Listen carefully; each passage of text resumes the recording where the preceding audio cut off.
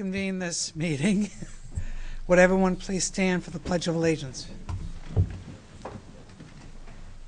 Pledge allegiance to the flag of the United States of America and to the republic for which it stands, one nation, under God, indivisible, with liberty and justice for all. Good evening, everyone. First meeting related to the budget review. What I'm going to do is just introduce the departments, then hand it over to Eileen, who will take it over for each department, and then we'll hear the presentation. Feel free to ask questions, I'm sure, as you go along, and then we'll make sure that all questions are asked before we go on to the next department. Okay? So the first is welfare, and welfare is number 25 tab. Eileen? Tab is, we have these big books, by the way. There's a whole bunch of tabs, so when I say the number, I'm just helping to direct. Okay. Just as a kind of overall topic for the budget, not necessarily exactly for Pat because she has one employee, but you'll see throughout the budget that many of the budget expenditures for payroll are very similar to what they were the year before. And the reason for that is because even though everyone received contractual raises, we also subtracted out of the 53rd week of payroll. So you'll see that going through. And you'll also see retirement going up significantly, health insurance going up some, and what else? There's a whole bunch of other stuff, but in general, you'll see that in every budget. So Pat has her, you can see that with oh, thank you. You can see the wages, and probably the more important part to you would be the social service and health services, which are flatlined at $74,000. So, Pat, whatever you want to say. Good evening. Good evening. Everybody here? Okay. So the budget overall has a decrease, actually. You'll probably notice between last year's budget and this budget. Not much, only $438. But the reason for the decrease is actually because I did not budget for a donation to our heating and account that we usually get donations from the Merrimack Snowbuds, and that's because the Merrimack Snowbuds is no longer in existence anymore. So therefore, unfortunately, we won't be getting that donation this year, so that is $1,000 less you'll see in the budget. So that's the biggest reflect. But as you notice in the budget, I did increase the rent amount, which on the general assistant budget line items. And as you notice for the actuals, we actually went over our budget. So we're really seeing, I think, in our rents actually much higher. With the good economy and housing market comes higher rents. And so we're seeing that, and we're seeing the fluctuation toward that. So that was a really hard thing last year.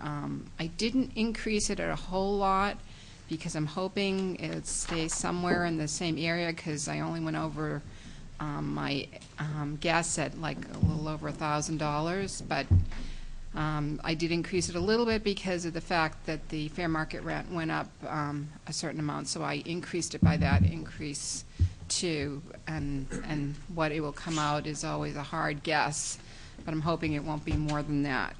The social services and the health donations, we did get a very large request this year, over $120,000 worth of requests. So it was a hard thing to look at all of them pared down and try to give the ones that I felt needed it, and also reflected the most basic needs, and tried to do the best I could to keep it in line with the budget at the same time. And then the last thing, for reimbursements, this is our expected, any income that comes in.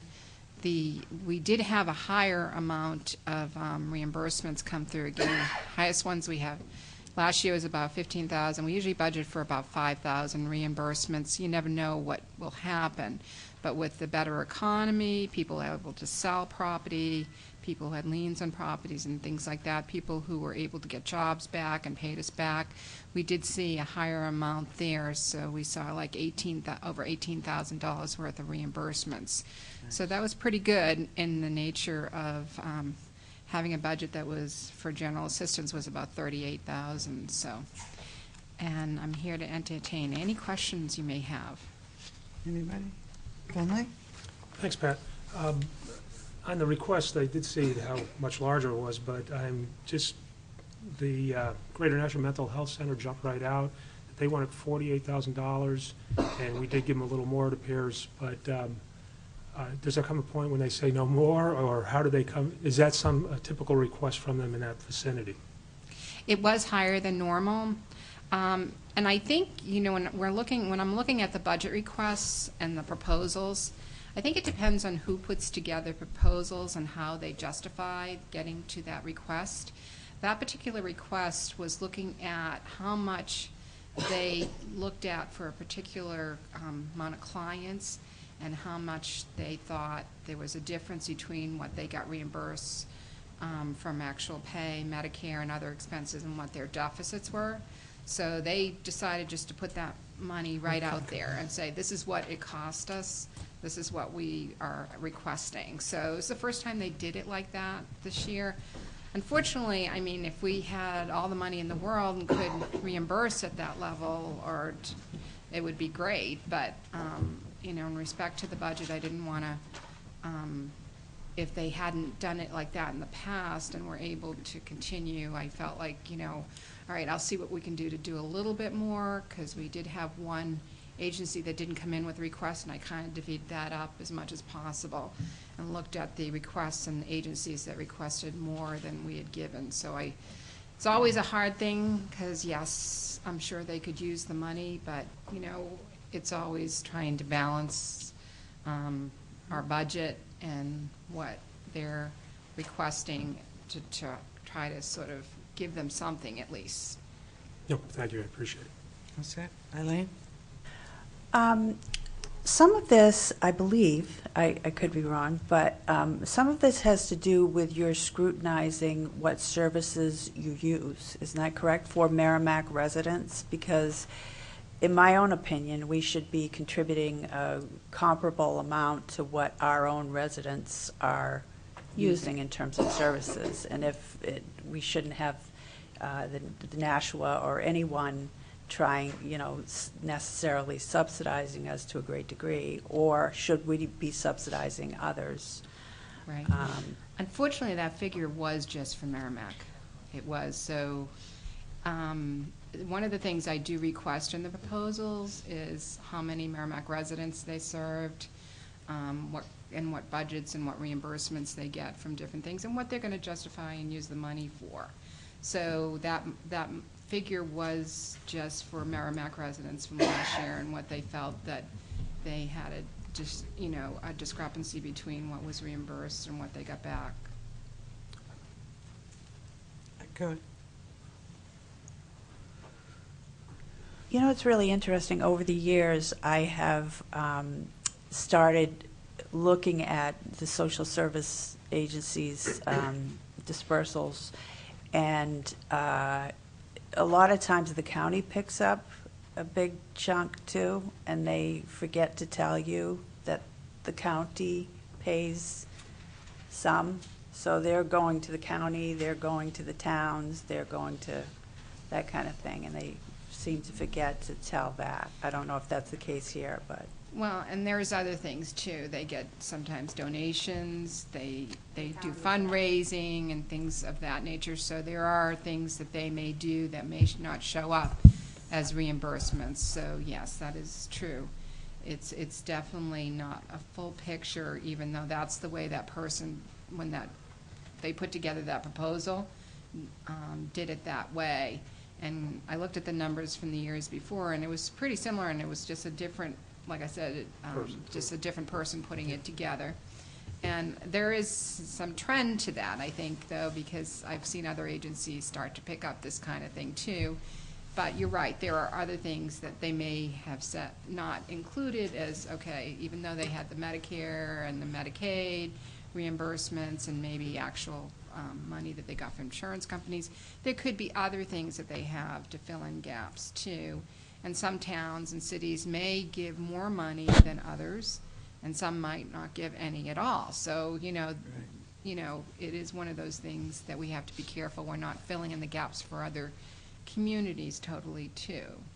So it's not a requirement, but it's This a is good not. faith, and, you know, We are doing this from the kindness of our heart to make sure that our residents are served, really. correct. We want this kind of service to be Correct. available for our residents. Tom? Yeah, do we not get their audit reports? We do. And wouldn't those audit reports reflect those other sources of income? And they do, and that's why I said there are other things. So one of the requirements of the proposals is they have to submit their last complete audit. So, yeah, I take a look at those too. That's why I know there's other sources of income besides what they're just narrating in the proposal. Eileen? Of course, but the problem is that they'll just show that revenue source, and they won't break it down by town. So they'll say, okay, the county's giving us $150,000, but it doesn't say how much of that is attributable to Merrimack. Well, that's easy. Yeah, yes it is. You just do the same percentage we pay for the county tax. Tom, did you have a question? No. Well, I guess I'm assuming that in looking at that and assessing it, that this percentage is your assessment of what's our fair share, if you will. That, I mean, if they're asking for 48 and we're giving them 12, that's because we believe they're getting that other 36 through other sources and not asking for Nashua or Hudson or somebody to cover for us. That is my assumption, also based on the fact that looking at their past proposals, and they didn't ask for that much in the past, and looking at the numbers, and they weren't that off, and I thought, so it was just, to It's a different way me, of it was just a calculating. different point of looking at it, and, it is something that I think an agency, when they're looking at this, they'll look at the bottom lines being, that black and white, but there are other things that probably contribute to, filling in those gaps that, they didn't put in the proposal, that there are other streams of revenue that just weren't allotted just to that, but there's only so much they can attribute to an actual person, and I think this is what they were looking at. So when you get a person's billing, they can attribute, okay, what they got reimbursed from Medicaid or Medicare or their insurance company, or what they did private pay. But when they have like a donation account, how much was attributed to fill in that gap, it's not there. And I think that's what they were giving us, was those figures without attributing to other things that were available for that client. Okay. I have another question, Go right ahead. separate. Yeah. You mentioned reimbursements, and I'm presuming that means your revenue side of your budget, your account. There's two things in there under welfare. One of them is private grants for $1,000. That's not the Snowbud? That's not the Snowbud, actually, which number are you looking at, which one? It's under revenue for welfare, 1257-833, or 8240. It's 3503 private grants. It's on tab revenue. Oh, it's on the revenue thing? Well, that's the only place I could find reimbursements. Yeah, I think, when we did the $5,000 is the other one, right? There's two, Paul, because there's two there. Okay, one is by chance, if someone approaches us with a grant and they Okay. say, we want to do something with, like, sometimes there's opportunities for, Santa Fund, I've had other agencies like the Lions Club who've come forward, or Merrimack Rotary has done donations, then it's available to be able to take those contributions. So there are different other funds. It's just that Merrimack Snowbuds was the most notable one that always did one every year, and now Okay. they're not there, so I just didn't want to put it in if I knew we were sure not to get it from them. Can I ask about the welfare reimbursements line then? You have it Mm-hmm. at 5,000. For the last 4 years, it's been over 5,000. 4 years ago, it was It's just just- tad over 5. I But the know, last it's two, so hard it's to been 15 or predict it. 16,000. I know, it's so hard to predict when the people will be able to reimburse. And I think we've come up with 5,000 as a steady amount, because we've had years where we've been under that. Well, not recently. I know. Well, the economy has gotten better, and Yeah. as the economy gets better, reimbursements do come back. So it is something that will happen, but it's hard to predict, and I don't want to, overdo revenue that we're not really that sure of. So it's probably less harder to predict this one than anything else. It's not a big number, but it's just Yeah, curious that it's- over the last 4 years, you've been under 5,000. You've gotten more than 5,000. Yes. And the last two, you got And I'll tell you, when I get significantly that call and someone says, "Oh, I want to pay off this lien," I'm like, yes.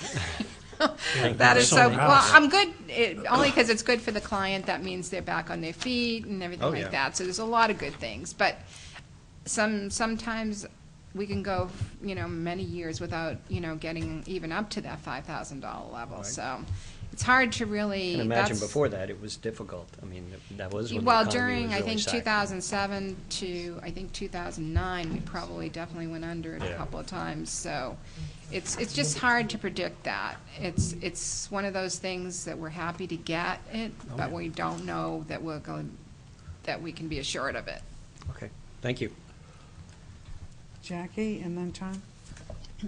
Pat, how does that work with reimbursements? Is every client supposed to pay or required to pay, or do you go after someone who is obviously working and back on her feet for the money? By state law, yes, it has to, every client must reimburse if they are financially able to do so. If there's information that I have that someone is in that level, and then I will send a letter to them to remind them of this. It's not often common that I might know about someone, unless sometimes they get employed by the town of Merrimack or something like that.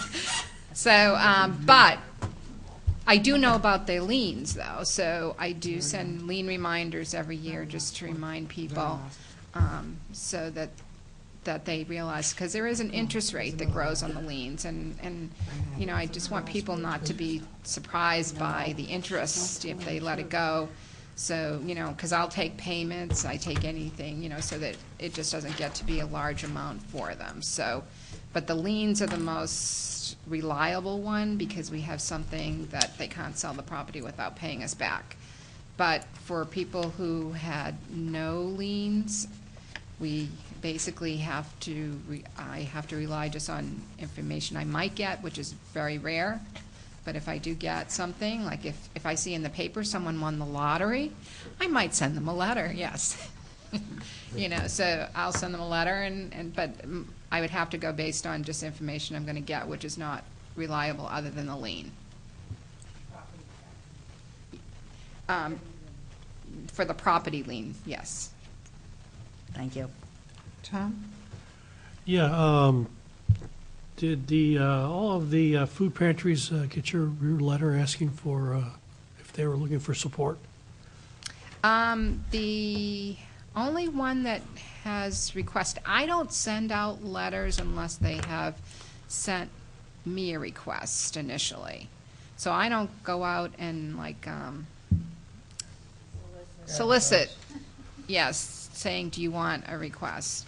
So I have to rely, if someone approaches me, of course, I will send them the information. When we send out the checks on July 1st, I will send out the information that if they're going to do a request again, it needs to be back this amount, and this is what we would like to have, we need to have when it comes back to us as a request. Because I'm looking at the one here, the only one, and which is supported by the full faith and credit of the Catholic Church. The St. John Newman, food pantry actually is supported by many different things. They do get a small grant from the Catholic Charities, but they do have, like others, a lot of donations from the church. Just off the top of my head, I know there's a couple other places that send, agencies, things like that, but most of that is done on a donation from what I've seen of their requests. It's not fully something that's supplied by Catholic Charities. Finley? Since Tom just brought that up, I was curious, there are two things. The Nashua Soup Kitchen is 5,000, and the HIV/AIDS Task Force, and that's 1,000. And neither one, I think they're probably both great causes, but the Soup Kitchen one in particular, do we have a lot of residents that do go to Nashua Soup Kitchen, or do they deliver food product, or? Actually, we do have people that go to their food pantry, and that is another food pantry, but we more support it because they have a shelter, and the shelter is really my primary place to place someone if someone's homeless. They're the only ones who have a family shelter, so that is the only place I can go to for a family that needs shelter. Thank you. Any others? Seeing none? Thank you, Pat. Thanks. Thank you. Appreciate it. Next on the item is Town Clerk, Town Collector, tab number 24. Diane? Eileen? Okay, just very briefly, again, just the same thing with the wages. You'll see minus the 53rd week of payroll plus the wage increases. Also, you don't see it in here, but you see it in the general government budget that the elections costs have gone down. Thank And God. we know why that is. So that's all I have Aren't to you say about glad that. that? That must be such a monkey off your back. It was off ours, too. I'll just wait till the next one after all the bills that are in the legislature this year. Mike? Diane, you have to push your button or get closer, one of the two. I don't think it was on. Okay. Okay. Okay, so there are a couple of other changes within this budget related to elections. You will notice that there are we reduced the part-time wages. I don't know if you recall, last year we had temporary wage increases for added hours to help us with all of our election-related duties. Those hours have been put back to the standard hours that the employees were hired at, so we've reduced those. And we've reduced postage a little bit because we're not mailing out all of those hundreds and thousands of tax bills. So those are related, absentee ballots. Those are related to election. Other minor changes in the budget. There's a small decrease in the travel and meetings line item, 8,300. Brenda has completed her 4 years of the New Hampshire City and Town Clerk and Tax Collector Joint Certification Program. Congratulations. So she You're will in it be now. traveling. Yep, there'll be a little less traveling with that. There was an increase in the 8334, the maintenance office equipment, very minor, about $300 roughly. Both of our software programs for the tax collector software and the town clerk software have I'm minimal glad you brought that up. increases. Really quick question. Is that an annual update you have to pay $6,500 for? It's annual software support. It includes all of our telephone support and any changes to the software that need to be made annually. For They car don't charge us. registrations Yep. and all that? And we do use that support daily. Okay. I know some of you have been here a long time. You hear me say things with motor vehicles change almost weekly. Right. And because things are so convoluted with motor vehicles and they change frequently. So does the software, and the way we have to process things. So staff definitely takes advantage of the support, and we're on the phone with them pretty regularly throughout the day. Yep. Excellent. And then the last change is in the 8352 account, the education and training account. There's a $300 increase to the town clerks conference. It's my intention to have Brenda attend that conference with me. I know you've heard me say this many times. In large communities such as this size, there are 4 people doing the job that Brenda and I do. Most of them have a town clerk and a separate tax collector, each with their own deputies. The job has changed tremendously. I brought Brenda last year. We roomed with 2 other people. We got a room for 4 so that we could stay within the confines of the budget and travel and not have to affect anybody out of pocket as well. I was able to take advantage of sitting in on these sessions that are offered for the cities, because we do operate very much like a city. They have charters. Brenda was able to sit in on all of the other sessions that I normally would, that are so very important to the staff in the day-to-day duties, and I found that was very beneficial, especially with this past election. I've gotten in because of it with the city listserv and dealing with a whole host of things, resources that are beneficial to me as well. So I think it is a huge benefit, not just to the department, but the town, to allow both of us to go to these training sessions. Other than that, those are the changes within the budget. As you'll see, about 83% of it is salaries and benefits, and we're doing the rest with the other roughly $74,000 throughout the year. Excellent. Dan? I think we can afford to have you have your own room. Okay, well, you need to make an increase in that I will line bring it to my item. colleagues and make sure we can do that. It's a little embarrassing. And that's only just for the town clerks conference. We haven't gotten to the tax collector one yet, but I didn't Yeah. want to overwhelm you And this year. $300 increase. There's no- If we That's if we just can't to share afford to the have people room. to go out of town and have I like that. their own room. Yeah, so I mean, if you, to have us go to both of them and for each of us to have our room, you'd be looking at probably roughly a $600 increase, just to let you know. Okay. There was a time that would precipitate a petition for a secret ballot vote on the floor for $300. We are very cognizant, Yeah, really. we are very cognizant of the budget and the impact to the voters, and we do what we, you know, And we what do can. We appreciate appreciate that, because we can see that with all the departments, quite honestly. It's Yeah.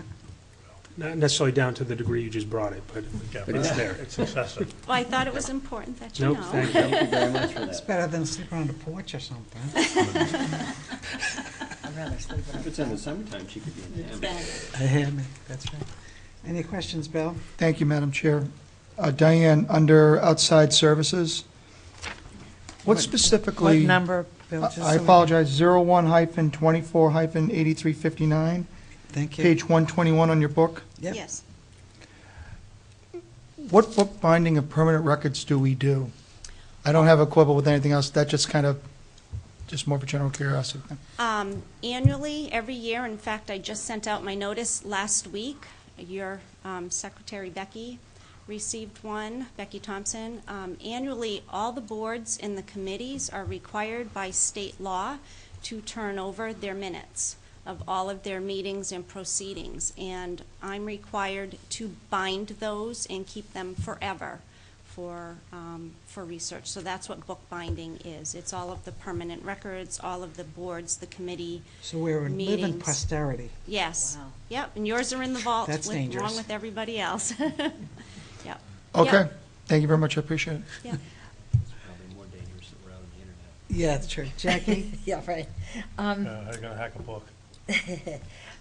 Where do you keep them, in your vault? They're in the vault. Yeah, I discovered your vault when I tried to hang a picture opposite that. Yeah, it doesn't go through concrete very easily. That's I would think that the tax liens and deeds, that you could pass those along to the person involved. We do. We have to outlay the money for the mortgagee and the legal searches. However, through the tax lien and tax deed process, the delinquent process, the customer is charged those fees. State statute sets a certain dollar amount that we can attach to their account for every, certified letter that we send. And when we do our legal searches, our title searches, we assess each parcel their share of what those costs are. When they pay it back is when the town recoups it, but we have to outlay it. Yep, gotcha. All set, Jack? Paul? And also, we are underneath the state statute to gross appropriate, which means even though we're getting reimbursed, anytime I write a check, we need to have an appropriation to write that check, even though we're getting reimbursed, and that's why it's there. Because of the gross appropriation law. Any other questions? Seeing none, I think you are done. Thank you very much. Geez, you didn't know you were going to get leave with more money than you came in. No, that would be nice. We do appreciate Everybody else is going to that. call you up. How did you do that? Have a Thank good you, night. Diane. Thank you, Brenda. Okay, next. Believe me, the training they get is well worth more than Yep. Yeah. we disperse on an annual basis for Yeah. their attendance. Okay, media, tab 32. Eileen. I was asked by Nicholas LaValle if he could have his second in command come up and do the presentation because he desired to, not because Nick was blowing it off. Justin. He's So- a masochist. That's not the so- case. So it is not the He's not. case. He wanted to do the presentation himself, as he is learning things as he Good. goes along. So we're for glad you. to have him here, Justin Sles. Great. Thank you for the fine introduction. Justin Sles, obviously, second in command in media. Title bestowed upon me from the town manager here. Nick presented the budget the last 12 years, so we both decided that maybe this year it'd be a good experience for me to present it, and we found it would be pertinent because a lot of the major budget items are for the community access portion of the department. For those of you who don't know, a lot of the community access stuff goes through me. So if you're taping a show, you're coming to see me. If you want to take out equipment, you're coming to see me. All that good stuff. Before I touch on those, a couple things. Over the past year, we got the live streaming going. So we have the channels are now live streaming on the website, merrimackTV.com. Check it out. That is about $200 a month. I believe that has been added to the general government administrative fee. But don't quote me on that. Telephones, okay. That was going to be a question, and now I know so- the answer. Okay. So There that we go. that There we go. fee is in there now, and I Okay, believe we are good. giving $200,000 back to the general fund. And our contract, I know, Tom, you were wondering, I believe our contract with Comcast is up in 2019, or it's up for renegotiation, so whatever that's worth. Thank you. Some of the budget items we have, public access cameras for our studio and the community tapes shows our studio right back here. We've had a couple issues with the cameras, the video switcher. Decided we want to go with that. Some replacements. Also, we've had quite a few Girl Scout and Boy Scout troops come in the past year, and we offer some editing classes that we were doing a couple times. The computer, one or two of the computers would just shut off in the middle of our thing. So those are going on about 6 years. I believe those are ready to be replaced. So that's in there. We have the Cat TV equipment, $10,000 just for anything that happens to come up through the year, which it usually does. So those are those are my words. I will now take questions. You want Paul? specifics? Just so everybody aware, there is a typo in the media budget, and it's underneath the first two lines, 8103 and 8104. It should be 52 weeks instead of Yes. 53. And will be an adjustment that when the council goes to deliberate, town that's an manager will be old bringing number? back. Yeah, that's an old number. It was a hiccup between a Mac Excel versus a Microsoft Excel. They really don't talk to one another too much. So we'll be making that correction when the council goes to do their deliberations. Excellent.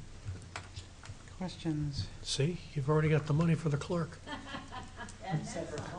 I had a couple of questions. I did have this television question, telephone. That answered that question as you were Great. talking about. So you stream over the phone? We stream over. It's on MerrimackTV.com. It's hosted through the hardware in the back here. The Comcast, so why is the telephone? Because all cable, Telephone. anything to do with cable or That's how you internet, account it. it's accounted Okay. for in the It's a timing telephone issue. line item. So Thanks, that's Paul. how you have it described as? That's how we Oh, put it okay. described. Okay. And the following are just curiosity questions. I'm not questioning the amount. Dues and fees, 8270, page 145. Just like, what are you paying dues and fees to? I know 'Cause it's we an have increase from 1,000. licensing for the music that we play on the channel. That Muzak you have to pay for? Yeah, any music suppose any you music do. that you play, you need to pay the I royalties suppose, or yeah. whoever's in charge of it. We also have I believe we have software that we need to pay an annual fee on. Because that's the direction a lot of software is going in now to Probably all of to your keep you. computer programs are all- Yeah, so editing stuff and things like that are all annual fees now instead of a one-off kind of thing. Gotcha. So you get updates as soon as they come out instead of Okay. stuff like that. Okay, 8351, you have consultants. What kind of consultants do we use? So I would think when we have issues with like the hardware in the back, like the tightrope stuff, we have someone come in and either rewire it or tell us what's going on with the hardware. Also, if we have someone coming in to adjust the lighting and stuff like that, they'll have to come in and do that. But any kind of hardware issues or software issues that we can't diagnose or fix ourselves, we need to call out for that. Eileen? An example of that would be the lighting project that was done down in the Memorial Room. Memorial. Memorial Room. Right. Ah, okay. Okay, thank you. And the live streaming for the technology piece of it, somebody to Yeah, talk. to come in. Come Gotcha. in, wire it up. Yeah. Great. And just a curiosity question, decreased power FM equipment? That we've That's been just keeping curiosity. an eye on. I don't know if you know, you can do FM broadcast is offered through the government, but they only offer it sporadically. So you have to be on the website and see that it's posted to be able to apply for it. And this would basically be taking any of the audio from the meetings, or if there's police bulletins that need to be aired, or any kind of, if anyone want to do some kind of radio programming, that would be hardware for that. Unfortunately, they haven't issued any calls for it since 2013. I do check it periodically to see if they're taking applications, but I haven't seen that since 2013. And we usually end up just pushing that out because it's either not offered or we're just not ready for it. So. Okay, so, but you're allotting, because previous years we had nothing for it. And this year we have 20,000. That should not be Lower in power there. FM equipment. The low power FM equipment should not be on that budget, and I apologize for that. Well, that's all right. So, The dollar amounts to The 20, when I talked to Nicholas about this, it's a project that he's looking at and looking into, and he estimated about $20,000. Like Justin said, he's been looking at this for several years. If it becomes available, he's hoping it becomes available we're budgeting 6, 12, 18 months in advance. He's hoping it becomes available. If it becomes available, it's something that he might want to It'll be move on. shovel ready. Shovel ready, yes. So we're, good term. So we're shovel ready, so we have the money in the budget, so we can go out there and if we need the equipment, to purchase the equipment. So that is potentially 20,000 that might not be used depending upon the availability. Availability, right. Okay. It just, Sorry, I apologize. I didn't know no, that no, was a no, no, solid it's like budget No, item. It's decreased just power, it's just. We've been hard to talking nail about- down. It's been talked about since So the you know. floods, when people were saying that there wasn't much that, there weren't not everybody had, you didn't have cable, because most of that, a lot of that was washed out.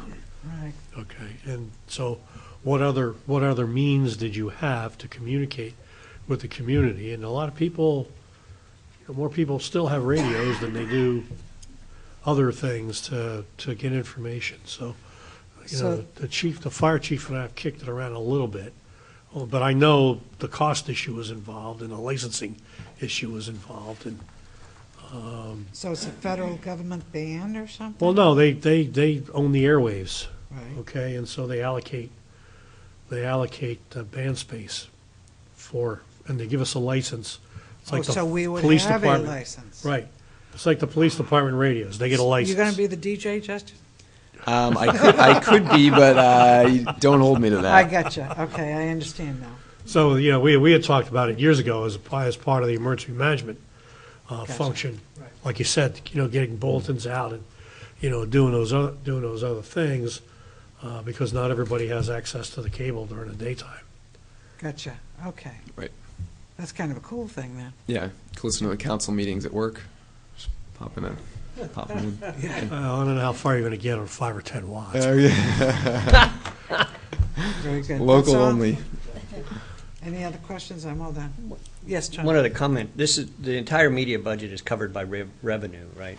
I mean, there's no tax Right. burden. It's a fee For that media. comes Covered from by fees. the Comcast bills that people Right. receive. So our revenue budget is exactly equal to your expense budget Right. for media, just so you know it's a balance Elaine? or Yes. not. No, that is actually true, but we do receive even more. Well, I understand that, and he Okay. said 200,000 was going to go to Okay. general government. Right. But I just Right. wanted to make it clear that even though we're talking about 20,000 that may or may not get spent, it's not going to hit the tax rate because Yeah. it's paid for and it's revenue Right. neutral Franchise fees. That's what- franchise fees. Yeah.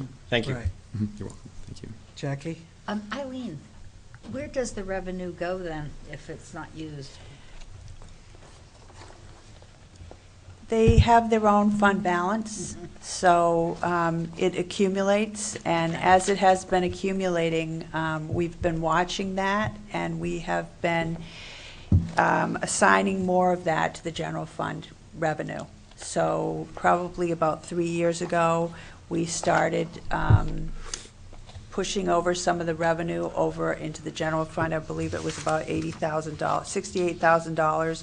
If you look on page 6, Jackie, under revenue, Okay.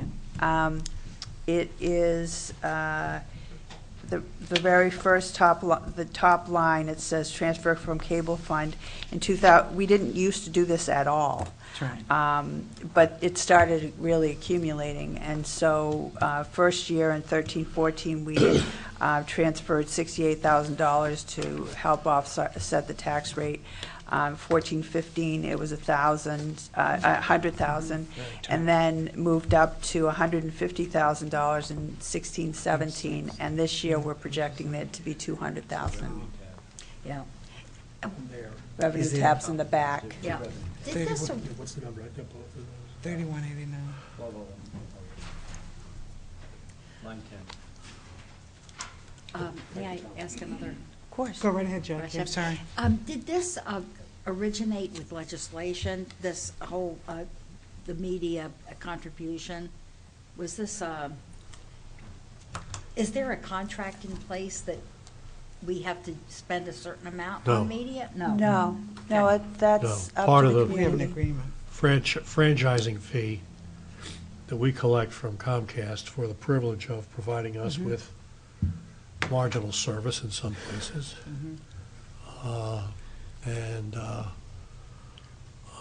So, that's where we have the enabling legislation to enter into agreements with cable providers. But if you're a little town like New Boston, You don't have to have your own media department? No, No, that's a Um, choice that most towns make, and they use the money from the franchise fees to do that. You know, we didn't start doing that for a while. I know of a town that Is it Laconia?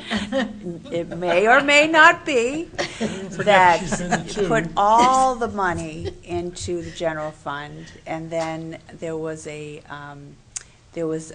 kind of a, not that great of a regional service that was given that kind of showed proportionately what we were really getting.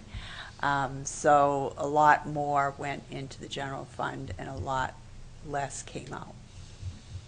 And if I may, some communities do actually take that money and just put it all into the general fund. Like there's quite a few of them that do that, and they don't provide any kind of media stuff. So They don't have I'm thankful community that we have access this in and stuff. town and that we take that money and use it for the community. And And people really like it. yeah, they do. It's true.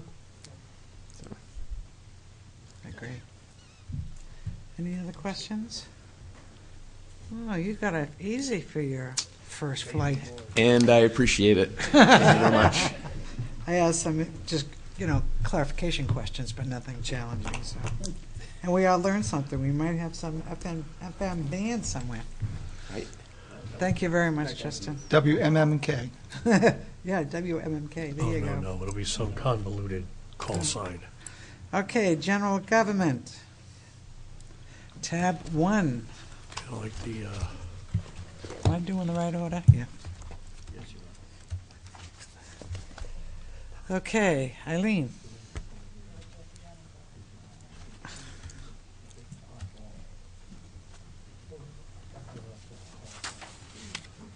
Okay, there are several things in here that, have changed. You will see the wages and salaries of myself and people in my office, and the Human Resources Coordinator. The Finance Department is all in here, and Technology Coordinator, et cetera. So the changes in here that you'll see is something that we talked about when we were talking in generalities about the budget and what you could expect for increases. And one of them was, you'll see them in the combination of 8104 and 8107. Last year, you saw the part-time technology assistant under 8107. You can see this year it's 0. And the reason why it's 0 is because we've moved it up to 8104 and made it into a full-time position. So technology assistant is now up there. And this affects several lines of the budget. I believe that I said to you that in combination, the changing from part-time to full-time was approximately in the high $50,000 range because of benefits, particularly health insurance benefits. So again, as far as wages go, for supervisory, the difference is the increases that people got for in wage increases and the decrease for the 53rd week of payroll. Also, you can see retirement has gone up, not only because of the reason for, not only because of the change from the part-time technology person to the full-time technology person, but the rates are new. So the retirement rates are new every 2 years. This is the new rate. It was this current year that we're in, not the year we're talking about, the current year that we're in, the regular employees, not police or fire, or teachers, of course, was 11.17%, and this year it's 12.15% for the regular employees, which is an 8.77% increase. Health insurance, you see that going up significantly, again, because the part-time person now has health insurance, if you agree. Compensated absences has taken a big increase, and one of the reasons, so I'll kind of give you a breakdown. Can you just explain what that is for the public? Yes. I know we had asked, but. Compensated absences are, every year we have got to adjust this compensated absences number that we have. We set aside a certain amount of money every year for those people that can retire, not those people that are retiring. And the reason why is because in some cases in the past, I'm sure, that somebody might retire and they have all kinds of sick time and they have all kinds of vacation time left over, and it would have to come out of the police budget or the fire budget or the general government budget. So, and also we're required by the auditors to set aside a fund for those people who are eligible to retire. So that's what compensated absences are. Is that clear? Yep, thank Okay. you. I I know you had to go through that explanation with us, and I figured the right. public it would be useful. I wondered if Thank that you. was sufficient for the public. Yeah. Okay, so what happened during the year is last year we had 2 people that were turning age 60, and that's an age at which some of the people can retire before the changes to the retirement system occurred.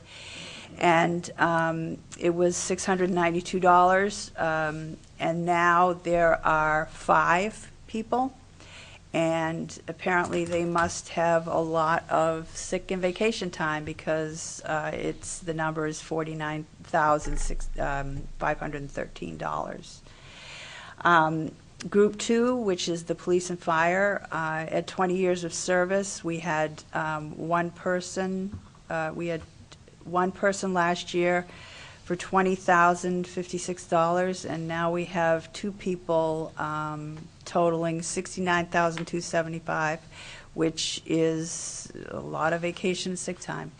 And then there's another number in there that's typical for what we use, which is a turnover number, and Paul does an average over a certain period of time. We usually have 6 people a year turnover, and what that means is they're not retiring, but they're leaving Taking their the town's service. And most of the contracts, unfortunately, don't require people to, even the police and fire and some of the bigger jobs do not require people to give anything more than a couple of weeks' notice. So we could get a phone call and say, guess what, 2 weeks from now I'm gone. So that's what that's for, and it's caused a significant increase. Last year it was a decrease. This year's a big increase. It's over $100,000. So then another thing is our telephones have gone down. If you can look over at 8260, there's the third line down. It says under 2017-18, it's gone down by about $10,000, and we are not using the software company that provided the telephones, where Paul negotiated a deal with another company. So that went down $10,000. As far as legal, we have reduced by $50,000. That has been steadily going down, except for the year 2015-16, where you can see that we spent $149,900 17, and that was primarily because of the pipeline, the specialized attorney that we use for the pipeline. So as you know, I don't use an attorney at this time for negotiations, so we feel that $100,000 is adequate. And let's see what else we have here. Education and training. The technology committee had recommended that our technology staff have at least $5,000 available to them to go to attend conferences, but they don't. So there is no reason to put it in the budget. So if you look at under 8352 education and training, it was the third line in 2016-17 was $5,000, and we show it at $250. So we're trying to match up what the actual is versus the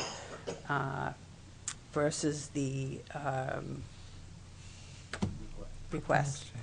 So in other outside services, driving, criminal record checks, turnover and staff, we have to do more and more of those. And the Nashua Transit requested a little bit more than they usually do.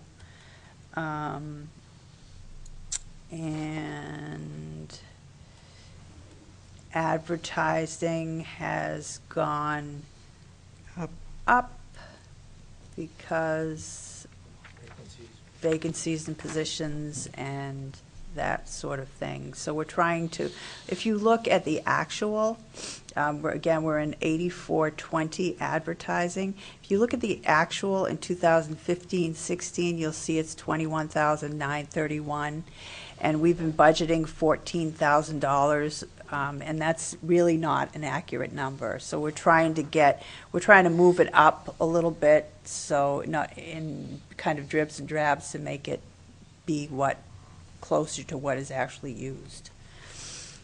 Where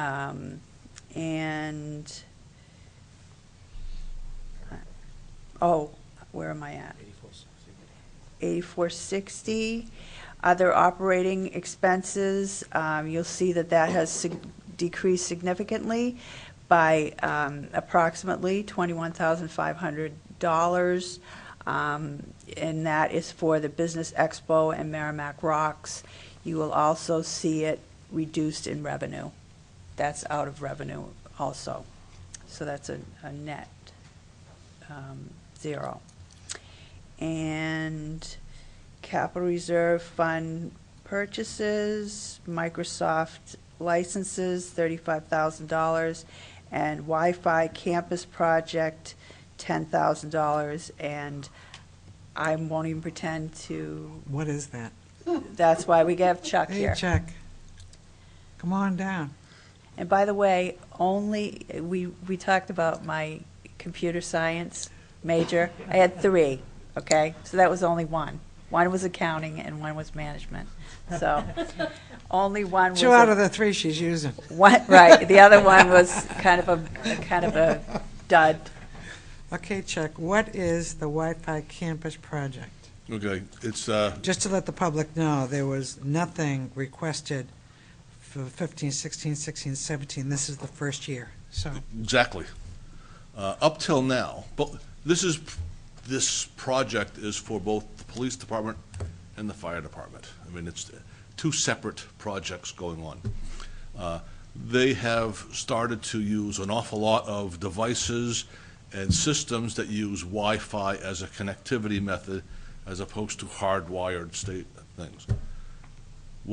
How we addressed this up till this point in time was by installing independent individual routers, access points in the police department and the fire department so they could access these. And it does work. The drawback is the access point has to be either dedicated to be public access, so it doesn't come into our network, it just goes straight out to the internet, or private, so that it connects with our network. And the drawback of that currently is in the classroom, the conference room downstairs, the access point is public. So now the police department goes down to do a training session, and they really want to connect to their record system, they can't. I can go over and move access points around so that they can do their training sessions, but it's a real burden on me and them as well. The purpose for this, and it's just the term campus refers to having several access points that are integrated and controlled by a single control point, in this case, the cloud. I'm looking to you. That all making So sense? so that they can be adjusted accordingly, and you can move from one, just like you would in a hospital or something else, you can move from one access point to another access point without having to lose connectivity like you do here, and then log back into a different access point. It will just transfer you over, much like a cell phone, as you're moving from town to town. So it's You don't not have as to if keep you have a logging in. modem that can go the distance of the whole building. Goes a distance, but only a certain You have to have distance. multiple modems And then with if you different move connections. out of that distance, you can It's hook a up new to another modem. access point. Gotcha. But this would just transfer you over. The other thing that it will allow us to do is to have those access points be public for the public and private connected to the department networks for the private. That would allow the police department to use their tablets both in the cars and in the station, be able to move the detectives' laptops from the west wing to the east wing without having to, gotta stop, shut down, go over, Reconfigure. start back up again, log back in again. It just seamlessly transfers back and forth. I was The just fire thinking, department does the like- same thing with theirs, and in fact, the fire department is even more of a challenge because of the size of the building and all of the cinder brick. blocks. Cinder blocks, And yeah. the fact that their EMTs and EMS people move from area to area to area, and they do all of their stuff on a Wi-Fi tablet, Wi-Fi laptop. Now, the So, Wi-Fi when they're in the vehicles, is Yep. that why the internet cost has gone up too? Is it a separate? actually, the cost for the internet expense is upgrading the bandwidth we're using as we do more and more things across the internet using VPNs. The bandwidth that we using has gone up, and I've had to increase the bandwidth allocations. Instead of you having your that's- residence and it's- you got, 5 megabits, you really need 10 or 15 or 20, so we've had to 'Cause it's increase the double the level of price. service. It's double the price, internet. The actual cost is $83.53, computer services. While Probably. you're here, see, I'm Yep. taking advantage of it. I don't know what Internet the- services, it was 6,000, it's Mhm. budgeted for 12. So that was gonna be one of my questions, but you were leading into that, so. That's correct. So it literally has to do with the bandwidth? That's the difference in the Well, price? Some of the cost for the increase in internet connectivity is in fact bandwidth. Yes, ma'am. Eileen? What line are you talking about, Nance? 8353 under computer services, 2 lines down, page 14.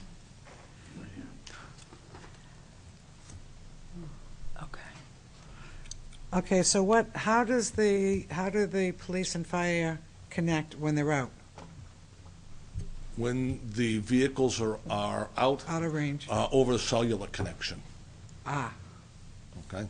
But as soon as they come back so in, the cell phones become the modems? well, there's a cell phone modem in the laptops and Gotcha. in the tablets, and they literally connect over the cellular connection, Gotcha, much like your cell phone would do. gotcha. And that connection gives them access to the items they need. But now when they get in the station, Right.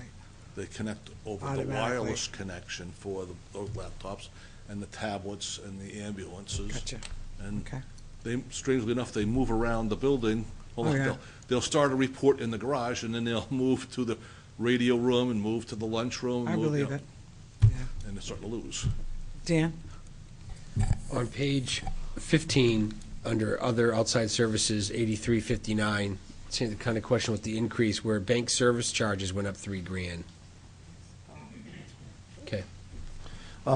Yeah, well, with, Just Credit- stay there, Chuck. with credit cards, Could stay and we're taking credit cards now, so that's part of it. Also, the lockbox fees and bank fees have gone up, bad check fees. You know, it's just trying to match our expenses with actual expenses that we've been paying. Okay. Any questions for Chuck before I move away from that? Wow, I know.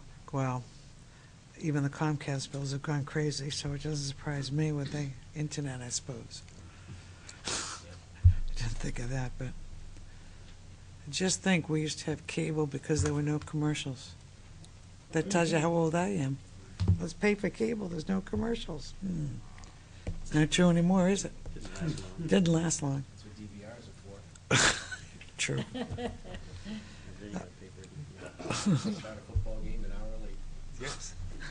Okay, any other questions regarding this general government or Chuck while he's here? Seeing none, thank you, Chuck, appreciate it. Next, communications, tab 5.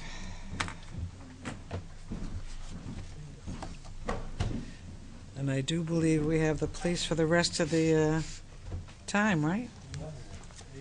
Aren't you lucky? Are they? That's. Or as much as the questions that are asked. Touche. Touche. Lieutenant LeVake, would you like to take off your coat and stay a while? I think you know the answer to that. He's hopeful. He's leaving it on for a reason. He's cold. Yeah. It's freezing. It is not. It is not. It's perfect. Okay, so once again, back to the wages. You're going to see the wages went up, and the 53rd week of payroll went away, so they're very similar on the wages for the dispatchers. Overtime has gone up like $100. Part-time wages, this is something that I'm going to have the chief explain, but if you let me move along a little bit without doing your whole thing for you. But what I wanted to say was a question that was asked from Nancy about, and a good one it was. It was an excellent question. Super duper. If you look on page 51, there are two down near the bottom. You have 8510 Capital Reserve Fund. That's Capital Reserve Fund deposits, and then 8910, which is Capital Reserve Fund purchases. When we were first approached by the police department about changing over their communication system in console, we wanted to do it in, because it was so expensive, we wanted to do it in increments. Didn't have a lot of money in the communications capital reserve fund because we really had been underfunding it. So we'd only been putting typically $25,000 a year in there, and then all of a sudden the equipment starts getting so old to the point that often the vendor will say, we don't even have the parts anymore. So, and technology changes and all that kind of thing. So if you take a look at, it basically came in three parts. The first part was $46,673, and you won't see this on your page. That was an expenditure that was made in 14-15, which isn't reflected in here. 2014-15. That's when we started When we really saving up. Started, this was actually, we purchased this because we had excess money at the end of the year, and we decided, you collectively have decided, that you would purchase that first component Right. from, out of cash. And so that was the first component. The second component was $516,000. So we started saving for it. So the first year, if you look at actual 2015-16, we deposited $146,000 into the capital reserve fund, keeping in mind that normally we put in $25,000. The second year, which is 2016-17, which is the year we're in, we deposited $182,000. This year, we're proposing to put in $185,000. So if you take those three amounts together, 146 plus 182 plus 185, it comes to $513,000. So we, as I said, we have been saving up for that for 3 years. So when you look at your capital reserve fund purchases 8910, you'll see an expenditure of $559,000. That's for two things. One is for the police, which is now $516,000 instead of $513,000, is going to be spent this year from our savings, and then $43,000 is the fire department component of the same configuration. So that's all I'm going to say, and I'm going to let you guys Just go. to let you preface why I asked the question. One, for clarification, but two, obviously the $559,000 is an expenditure that's going to show in the budget, even though we have the money. So I wanted to be able to highlight that over $500,000 of whatever budget we have is based on cash we already have. Mm-hmm. We're not going. It's not going to affect the tax rate, but it's going to be reflected in the budget. So. You'll also see in the following year's budget that we are going to start accumulating money into the capital reserve fund again, but not at this level. Right. And it won't be at the $25,000 level because that wasn't Somewhere in the adequate, middle. so it'll be somewhere, $50,000 or $60,000. Okay, now you get the floor. Thank you very much, Madam Chairwoman and members of the council. Really appreciate you giving us an opportunity to come and speak with you this evening. We really began this process back in late summer and started talking about formulating both the police department and communications budget. And Brian LeVake, lieutenant in charge of administrative services and support services, is the one who really kind of is now spearheading. I think if you remember a couple of years ago, it was Lieutenant Trepidi who really started the ball rolling with the upgrade and the big project about the radio system, and has been handed off to Lieutenant LeVake. So he's going to speak to that in just a few minutes. But I think Eileen more or less captured in summary where the money is right now, where it's coming from, why we're poised right now to expend that, assuming that the budget goes through. There were a couple of other things. Brian's going to speak to that. He's also going to speak to the part-time and dispatchers increase, which we wanted to chat a little bit about as well. But basically what you're looking at, aside from the capital outlay for the radio system, is about a 3.5% increase in the budget. The only other real thing that stands out that we wanted to focus in on, and you'll see it also in the police department budget side, is the fact that we're really starting to bolster our expenditures in training. And what we want to do is make sure that not only our public safety communications specialists are as properly trained and up to date on the most recent contemporary strategies associated with public safety dispatching, we also want to make sure that our police officers are as well. The only way we can do that right now, we're finding, especially when it comes to communications, is that there are very few opportunities, really, even at the state level, to take advantage of training. There is an association of emergency dispatchers that's put together by the New Hampshire Emergency Dispatchers Association. They get together yearly, hold a conference, and hold some real important symposiums and training exercises for dispatchers throughout the state. We also want to leverage the training that's available throughout the region, and there are regional opportunities through both Homeland Security and FEMA that come up that allow or that would, had we had, and if we do have the monies available, to really take advantage of getting our public safety communication specialists, our dispatchers, to partake and participate in that training. It's so, so critically important, especially in today's day and age where things are changing so dynamically from an emergency management standpoint. Our officers, and Brian will probably talk a little bit about what they're doing right now in terms of training and doing a lot of the online incident command system training and getting up to speed with all that they can do online. But again, that only goes so far. So you'll see a little bit of an increase there, and insofar as the other pieces of the budget, it's really more or less the same for all intents and purposes, aside from the increases that Eileen spoke about in terms of pay scales and whatnot. I'm going to turn it over to Brian real quick, and he's going to talk about two things. He's going to talk a little bit more in depth about the radio system after he talks about the part-time dispatches and why that change has been made. Brian?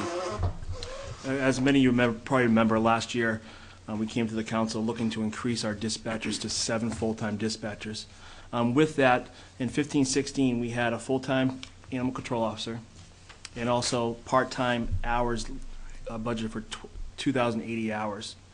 We came to the council asking for the 7 full-time dispatcher, and we agreed to cut down the ACO hours to 24 hours and to half those part-time hours. Essentially, it worked out that we still had a part-time union member, and that line item in 16-17 was zeroed out, if you notice in your budget. We're asking that half the hours be put back in, 1,040, for that part-time union member dispatcher that works set hours and set days.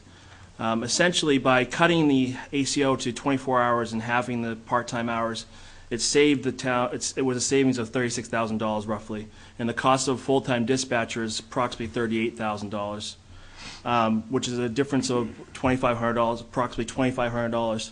We would ask that we reduce the number of on-call hours to 800 hours to make up that difference, which would be an additional saving of $3,300. So therefore, we could have the on-call staff that we need, the part-time union member that we need, and also continuing to have that 7th dispatcher. And the real thing to remember here is, and it can get a little confusing because you have part-time dispatchers and then you have dispatchers part-time and then you have on-call. And the difference between the two is when it's under the line under 8107, which says dispatchers part-time, that is our one part-time union position. That individual has set hours every week. She works literally 2 shifts a week. We have her budgeted for 20 just in case she wants to work or we have an opportunity for her to work a little extra. But that dispatcher's part-time line is right now for 1,040 hours at $18.60 an hour. The on-call dispatchers, which was 1,000 hours back in 2015 and 2016, as well as 2017, we're going to move down to 800 hours. That is the per diem, call them in when we need them, shift coverage person. We think being able to accommodate the necessary shifts in terms of coverage with this schedule and these hours, a total of 2,800 or 1,840 hours, is going to be right in line with the addition of that 7th dispatcher without an overall increase in the budget. Eileen?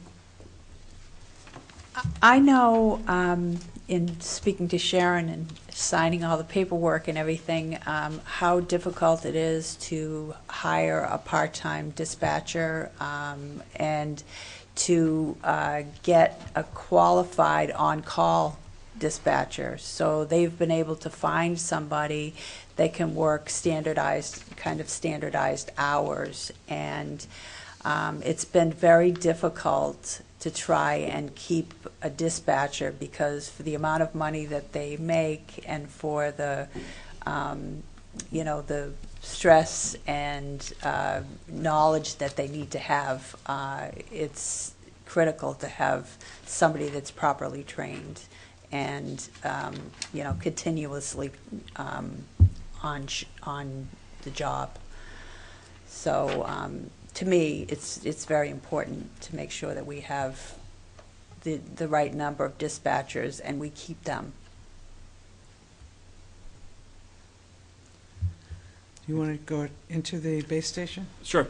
So as part of the radio upgrade, basically we'd be swapping over from copper-based phone lines that control our radio system into digital IP linking system where it'll be basically mostly all of our IP addresses. Essentially, the biggest problem with our system right now is the digital interface that controls from the radio room downstairs that runs up to the console in the communication center in the PD.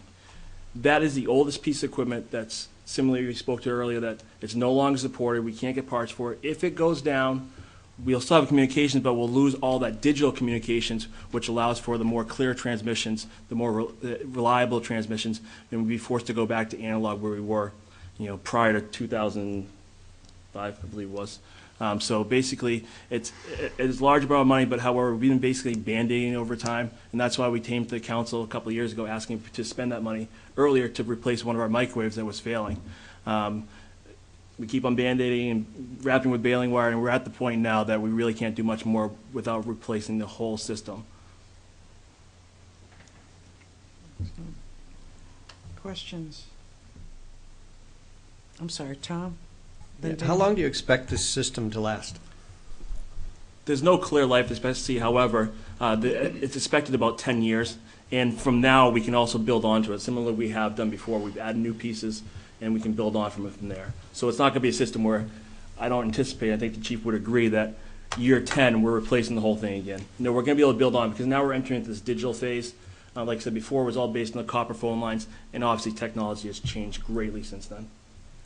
God knows what will be in 10 years. Well, yeah, I mean, I bring it up because I've obviously been on this board too long. I've gone through this is now the second one of these transitions of the communications equipment. Mike Milligan was in charge back when and responsible for transitioning and had to do this massive upgrade and all that kind of stuff. So I think the challenge when it comes to communications, and I think I speak to the choir for most of you who are sitting on the board, when it comes to this kind of thing, it seems like sometimes public safety is always behind the 8 ball. We're trying to catch up to where it really needs to go, and we talk a lot about that at the state level. I'm on the FirstNet committee for the interoperability project for FirstNet in the state, and we talk a lot about the D block and the 700 megahertz block, and that stuff that's way above me when I start talking about that. I know that it exists. You sound really good, though. Yeah, I know that it exists. However, this is the kind of thing, though, that when we start chatting about the upgrades to these systems, we're talking about scalability, and we're also talking about interoperability. So it's the kind of thing that really gets us to where we've been wanting to go since the 9/11 attacks, when we had all those interoperability issues and the problems where we couldn't communicate to our colleagues which were 100 yards down the street because of the myriad problems we had with frequencies, the crossovers. Now we're narrow banding. There's a lot of things that are happening out there. We've been told by our vendor, Ossipee Mountain Equipment, through Motorola, that this is the kind of thing that brings us scalability as well as a lifespan of about 10 plus years, meaning that not only will it get us to where we need to go and keep us there for ostensibly 10 more years, it'll also give the opportunity to expand out on it wherever this FirstNet project takes us, wherever any other interoperability project takes us as well. Like we had heard from Eileen, the mistake that we made before was we waited too long to put monies aside for this in a capital improvement. We should not have done that. I mean, we didn't know how much it was going to cost until we asked the question when we started to realize that things are starting to fall apart. We're going to be much more responsible moving forward so that we have 10 years from now that amount of money available that we put in the bank and aside so we can cut the check then without having the impact on the tax rate or having to go through this in a panic. I hate to say in a panic because we're not there. But we're in a position right now where the timing is right to go ahead and pull the trigger on this project. And it's going to give us all that we need to move forward. In addition to the flexibility to continue to build upon it for the better part of the next 10 years. Ellie? And that's the last piece, is your own, this $516,000 as well as the fire department's piece that connects to you will be the end of this. And so I guess I just would like to say is over the past 3 years, you have looked at this, you approved it by setting aside this money every year, and this is the last allotment. For this phase. For this phase. For this 10-year phase. As far as we know. Tom, did you have more additional? Yeah, I was just wondering if you could give us a little more detail on what the fire department piece is and how it fits in. Why an extra 10% or whatever? It's going to be a base console, so basically, essentially, it would be, God forbid, if anything happened to our communication center, we could transition. You said that too fast, I didn't catch it. I said if anything, God forbid, anything happened to our communication center, we can transition down to the fire station and use their base radio console as a backup if necessary. It's repetitive. It's a repetitive backup. It's 2 stations down at the fire station in their radio comm room that if something happens, a flood or something happens at the police department, they can pick their dispatchers up, tell them to go to central fire. The town doesn't lose a beat. We just, Chuck does some. Yeah, it's So really it's a a redundant redundant- backup. It's a continuity of redundant, yeah. operations piece that we've been working on with Brian, who's communicated with the folks up at Homeland Security. We're actually working in probably, hopefully, getting a grant together to form a continuity of operations plan. But that's something we had spoken with the fire chief about for some time now. The event that, God forbid, something should happen up there, where we have a catastrophic fire or something in our electrical room, we'll be able to pick up and move down there and, for all intents and purposes, be seamlessly Process would transitioning. continue. Exactly. Dan, did you have a question, Dan? Yep. The dispatch, I just noticed that the 6 dispatchers are listed, and they're all making the same. So someone who's been there several years makes the same as the guy that just starts the job? Well, for the most part, that's correct. They all max out, except for that 7th dispatch you see at the very bottom. That would be the person coming in at the bottom level of the pay scale. So this a seniority guy makes the same as a new guy? There's no... No. guy's 743. And everybody else is mad. Everybody else is maxed out. Everybody else... Yes, the right. dispatches we have in there are at the top of the pay Oh, scale. okay.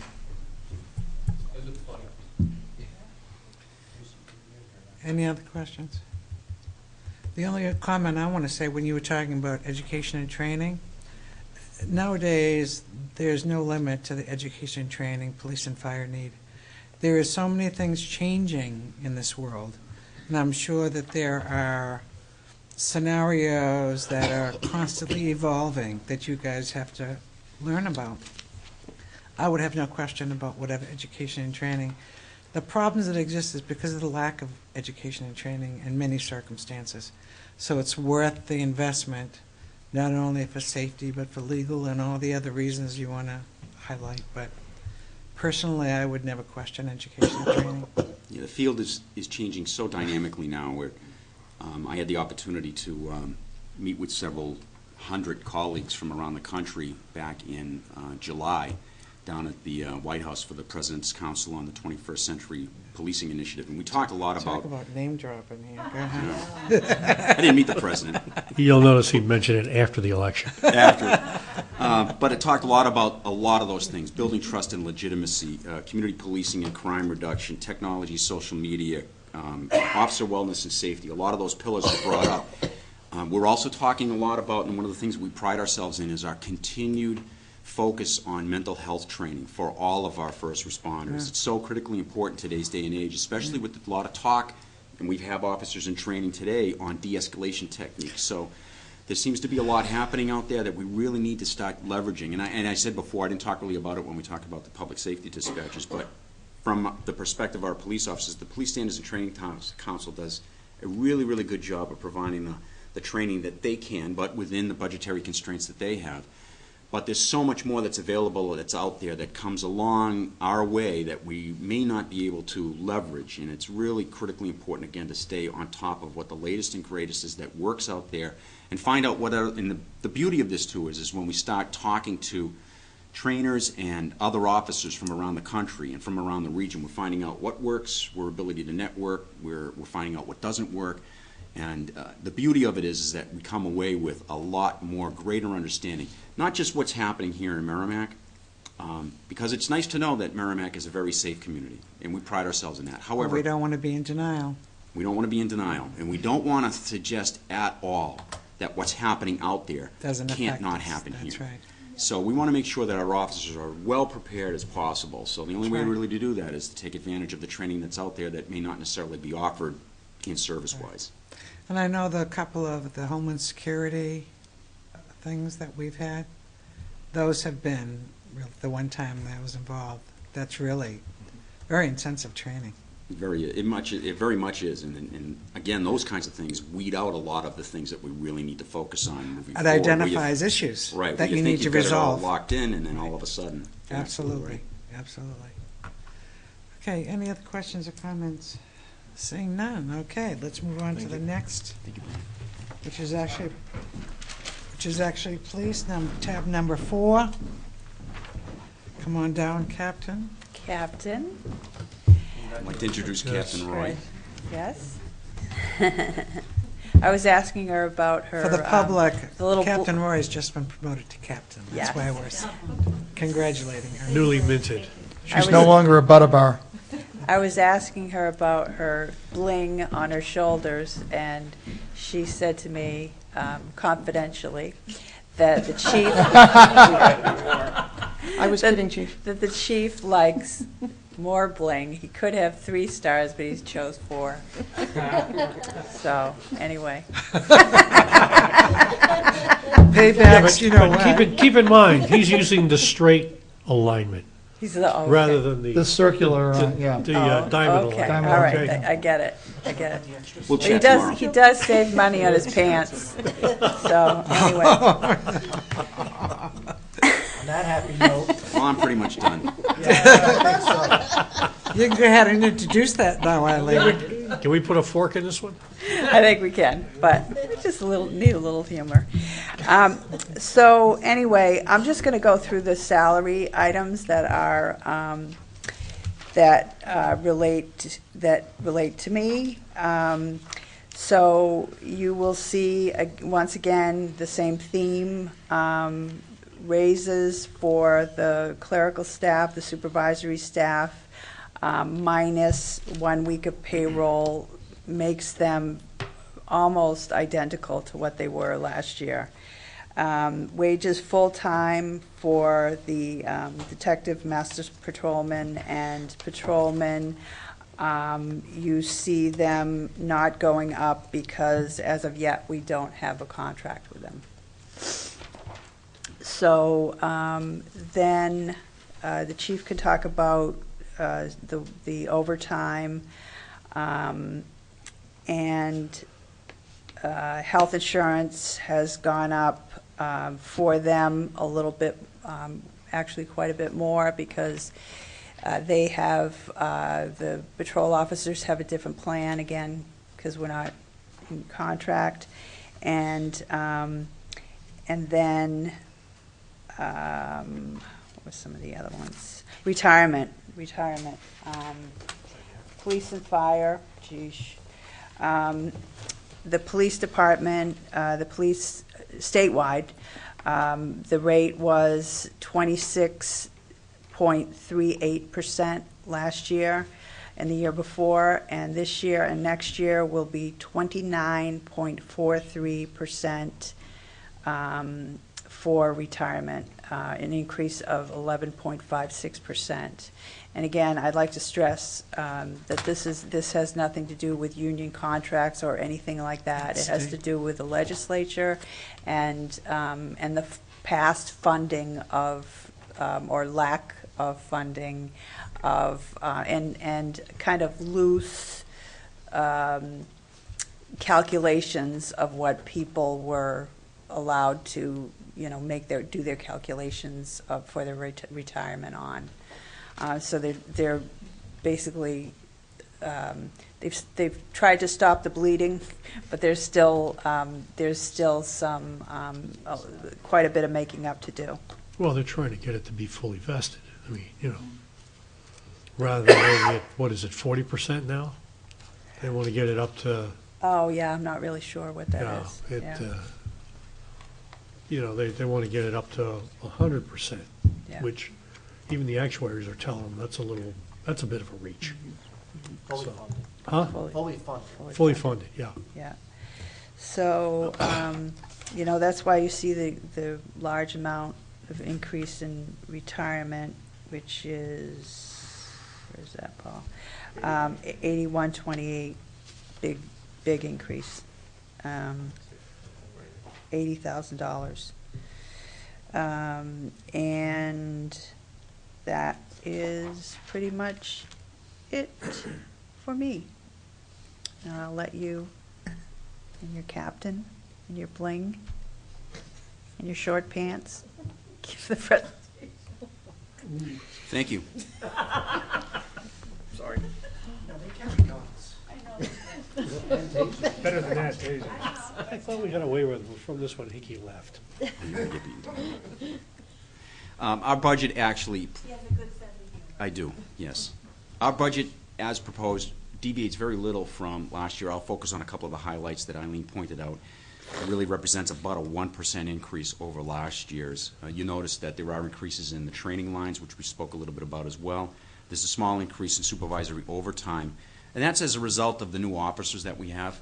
Our supervisors, lieutenants especially, who are our staff squad commanders, are the ones who are directly responsible for the final evaluations and assessments of all of our newest officers. And we have so many, we want to make sure that moving forward, that the appropriate amount of evaluation and assessment is done on those officers from the point where they're brought in the door, through the police academy, through their field training, and throughout their probationary period.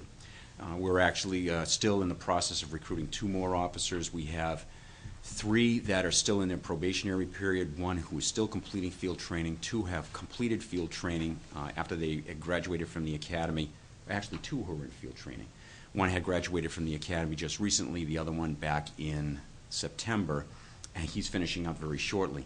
But it's so critical to make sure that those officers who are now coming on and are going to be, I'll say cut loose, but are going to be out on their own, have the requisite amount of oversight and supervision. And the way to do that is to make sure that our staff officers are there to make sure that all of the I's are dotted and T's are crossed, from their field training all the way through to the end of the probationary period, and that their evaluations are done and done according to human resources, the way that she would like to have them done. There's also an increase in, I say an increase, but a reduction a little bit in patrol vehicle line. And the reason there's a reduction there is we're looking at purchasing 3 cars, which is what we do every year.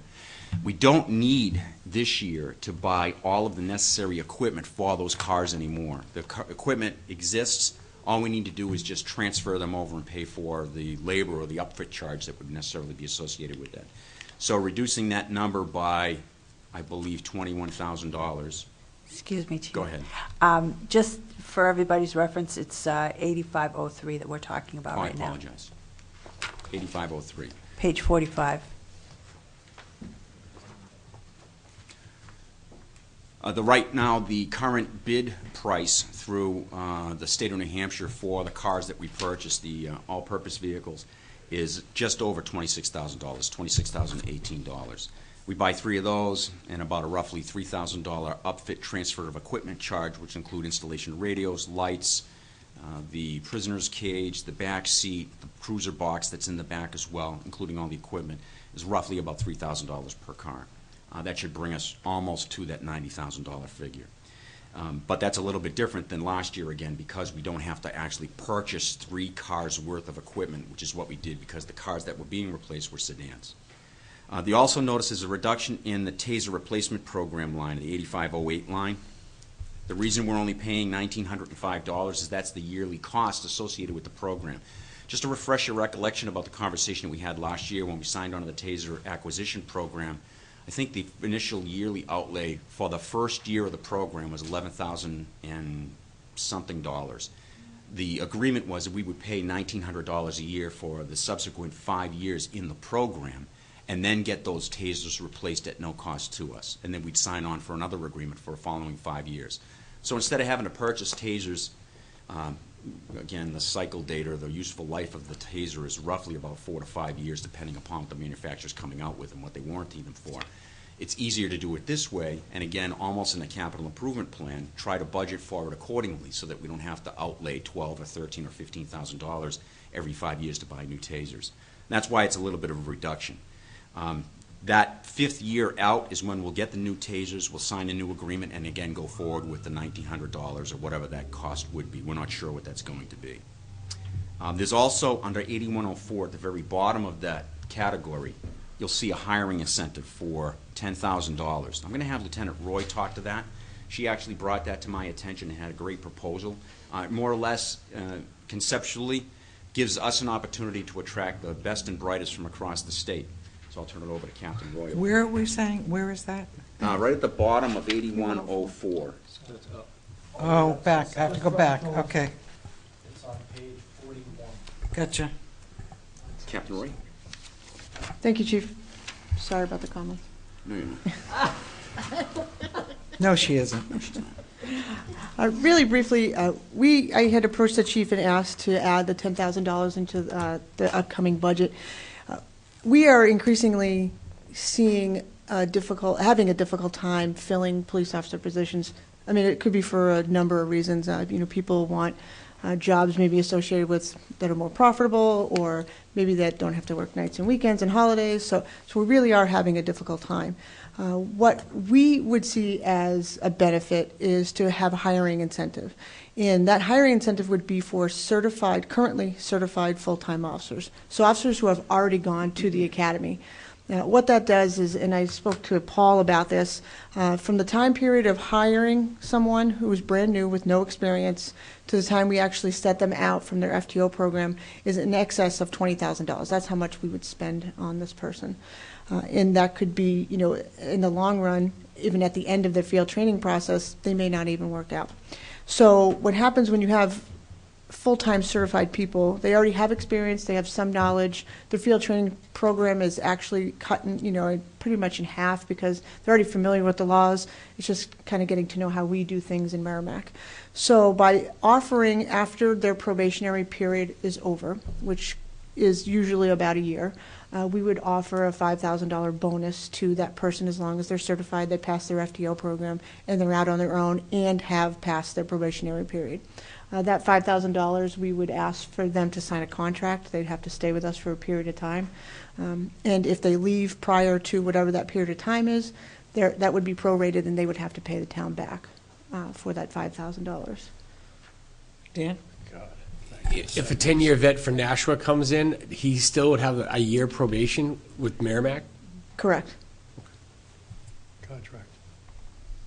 We'd work with our attorneys to make sure that it is not an employment contract, similar to what we did with the paramedics in the paramedic training. And that's where we really came up with this contract that they would sign.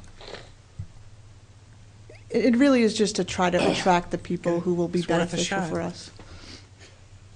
I've heard that it's been more difficult, not only for police, but for EMS too, and paramedics, yeah. Well, it's so publicized now, people are really seeing a different side of it, and a lot of people don't want to come into this job. So this is just one way to hopefully attract people who are already in and understand how the process works. Yeah. Finley? As long as you're getting guys that are leaving and not being pushed.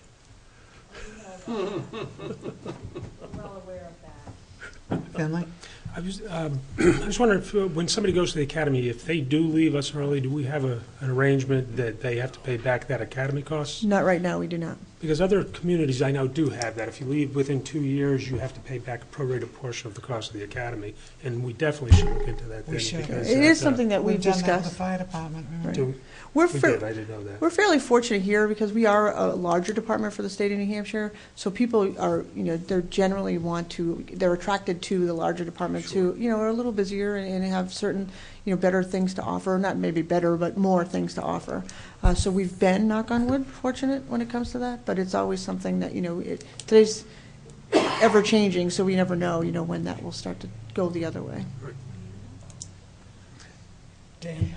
I would counter that, Finley, though, with the incentive of being so hard to get them on, that's a little bit of a stick in penalizing them for someone who may be thinking of it as a career, and then they get to it and then they don't like it, and then they leave. I don't know if that thought of yours is timing-wise with the same time that we're having a hard time hiring. I just came to mind Sure, that. but all I can think of is we're having a desire to offer a $5,000 incentive. So you finish the academy in Merrimack, somebody else is doing that, you're going to go there because you get an extra 5 beans and maybe a little more money, whatever would drive you to do that change. But I don't know, I think we need protection. And if the person's not working out, I'm sure some mutual agreement could be made to get rid of that person as opposed to being locked in for 2 years where they feel trapped. But that's a conversation for another time, I'm sure. Eileen? What's a little bit different about this and the fire department is it relates to paramedic training. So we have set aside a certain amount of money for paramedic training recently, so that we can actually hire somebody and do the paramedic thing. So it's a program like just like they're talking about right here. And as far as a person coming on and wanting to get into the police department field, aside from the whole $5,000 or whatever, if they go to the academy, there's cases where they can't pass the physical agility test or something like that, or something, even though they're trying, and they really want to be one, it's not their fault that they didn't pass, and we don't end up hiring them.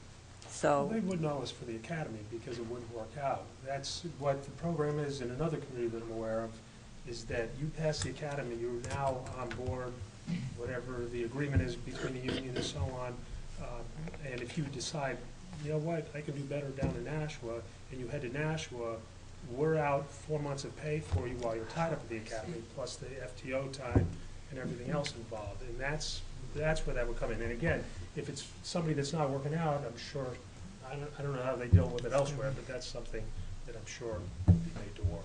But okay. Again, I don't. That would involve the contracts. That would involve the union contracts. Sure. Yeah. Yep, nope, absolutely. And I recognize not conversation for tonight. It was more a curiosity thing because we're speaking about the bonus and having to pay back that prorated portion. That's what triggered the thought, the question.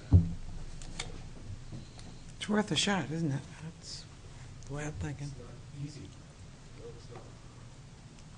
And we're not the only ones that are experiencing it either. I mean, almost every law enforcement agency across the state is experiencing the same challenge, trying to not only recruit qualified candidates, get them through the police academy part, and then retain them. It's a real challenge. It really is a real challenge. And it's not necessarily, we're finding it's not necessarily retaining them because they're jumping ship to go to another law enforcement agency. The newer employee, like Denise had said, is finding it a challenge to work rotating shifts, holidays, nights, and weekends. We're finding that a lot of the newer employees aren't expecting to see that kind of demand on them. To pay dues. Right. I wouldn't want to say that. We would not Trying to dance categorize around anybody, that, but I think Millennial cops? I think that's true You can be in many careful, Chief. professions. I don't I have know to. in the nursing profession, when nurses graduate from school, they want to work Monday through Friday and, get top pay and, no, you got to pay your dues just like everybody else does. Here's the, I am an old goat.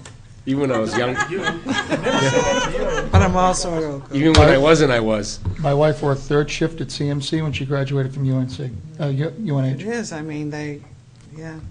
So I'm Another- sure you're seeing that in terms of your employees, never mind the inability to cope with things. Just a short story recently with Manchester police, had banned tattoos, and now they're allowing it, and it was more because of a pool of cadets and a pool of people were being eliminated.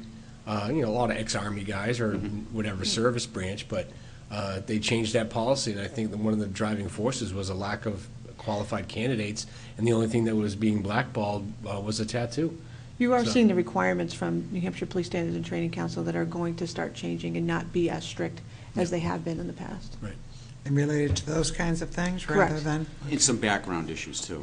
And don't fear that this bar is being lowered at all. Right. It's not, because It's the like a standard drag. isn't. They're just taking another look, a fresher look at what's coming into the workplace to make sure that what changes they do make won't be a precursor for what might happen later on in their careers, if you know what I mean. Right. Okay, any other questions, Bill? Thank you, Madam Chair. I got a couple. Administratively, on page, Can you give the meeting one, whatever? I'm going to do that, Councilor Rothaus. You're welcome, sir. On page 43, 01-04-8204 under uniforms, our ACO is part-time, not full-time. It should be changed to reflect part-time.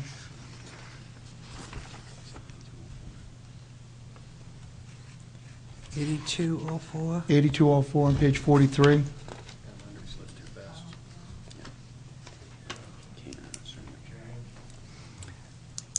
Gotcha. Which goes into my question. How's the transition from full-time to part-time worked out, Chief? Well, I'd like to say it's worked out great, but we haven't been able to really move forward. We're just starting to work on that right now with the part-time ACO process. We've got, I believe the posting's gone out. It's actually going to be next week. 5. We actually have 5 interviews coming up next week. Okay, that's good. The second question is just more of a curiosity thing. On page 44, 01-04-8270 under dues and fees, $3,000 for the Child Advocacy Center. Can you explain that a little bit? That's a figure that we pay every year, and I'd actually, if you don't mind, I'd like to have Denise talk. Sure. Everybody know what the CAC, the Child Advocacy Center, is? This is, I don't want to say it's a dues, because they don't mandate that we pay them to use their services. I'll say that up front.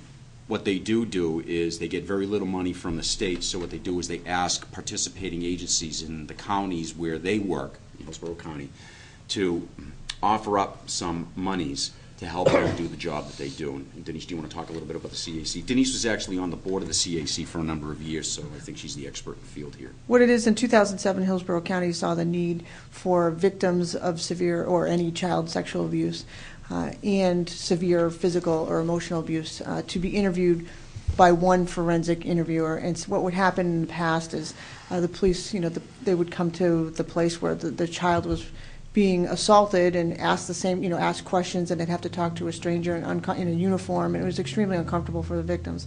And they were just finding that they were having a harder time talking to the police officers than they were to this neutral person. So the Child Advocacy Center is a location in Nashua, neutral, child-friendly. There's a trained forensic interviewer, and that interviewer has special techniques to be able to make the child feel comfortable. They're able to talk to them. We utilize them, unfortunately. We utilize them a lot. We are often down there at least once or twice a week with children who have been or potentially could have been assaulted. So the services that they provide are a tremendous asset to us, and not only to us as a police department, but to the victims of Merrimack. And unfortunately, like I said, we are down there quite frequently. Along that same line, probably best suited for Captain Roy, the state the state hired a consultant to do a report on DCYF, and one of their findings from DCYF was they noticed a vulnerability or a lack of cohesion between DCYF and local law enforcement agencies as it relates to, probably not the right word to use, but the physical removal of a child from a negligent situation or a deplorable situation. And I'm curious to know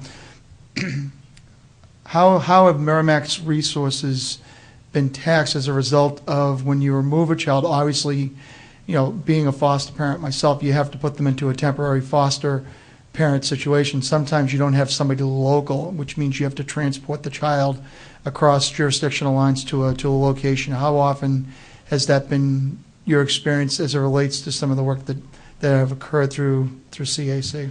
Well, the CAC tends to not, even though it's because it's multidisciplinary, so what happens is everyone who needs to be involved in a case, and that means the police, the prosecutors, DCYF, a forensic doctor, everyone is there at those interviews, not in the room, right. They're listening.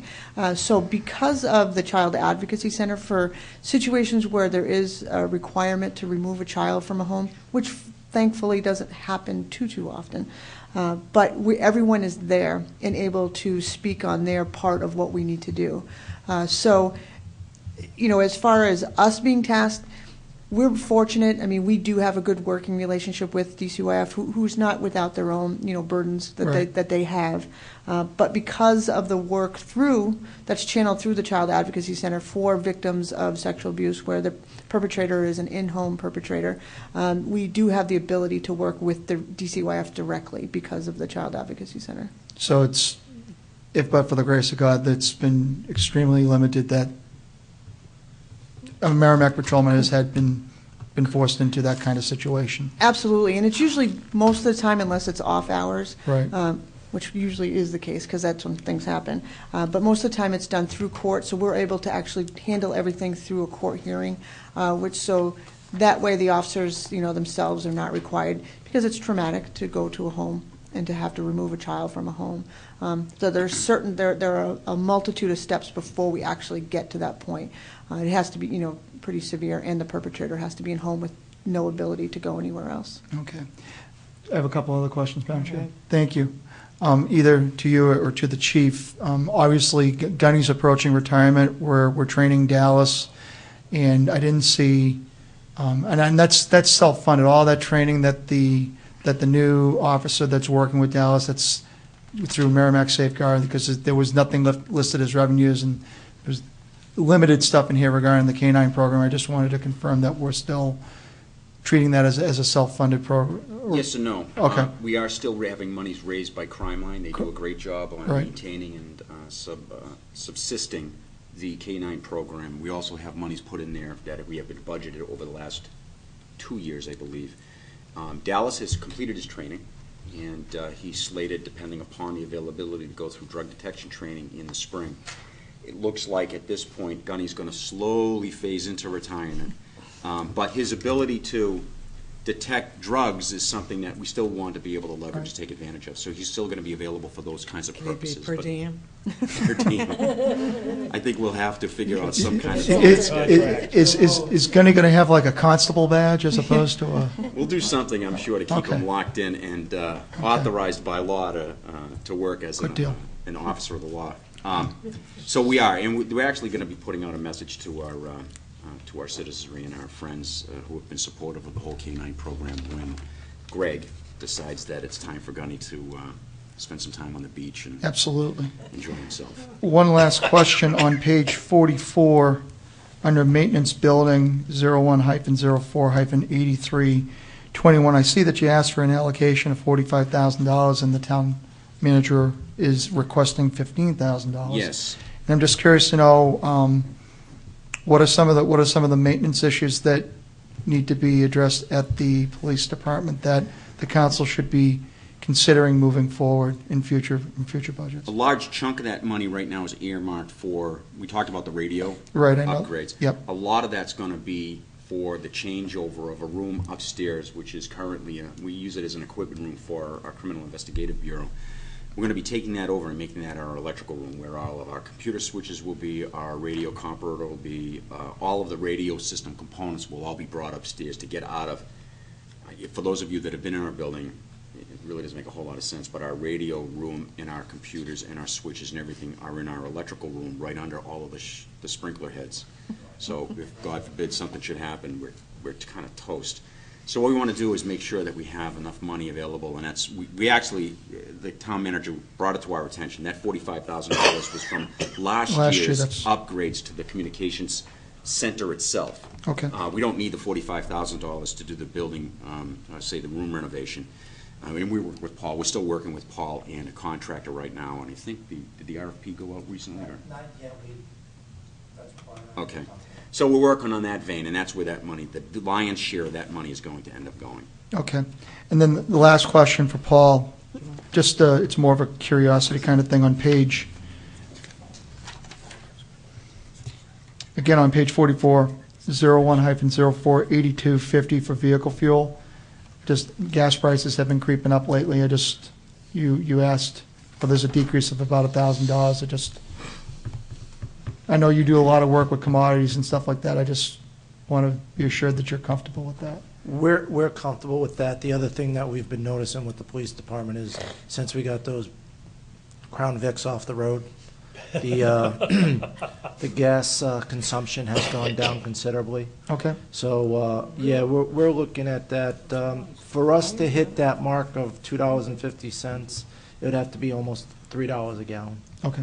The maintenance Before we costs really on those have to- vehicles have taken a dive. Yeah, I saw that. Right. I figured that was the new vehicles. I was just curious about the fuel piece. I really thought fuel consumption would have increased with Yeah. an SUV as opposed to a sedan. No, Six they get cylinders. about, what, Chief, what do they get, about 13 to 18?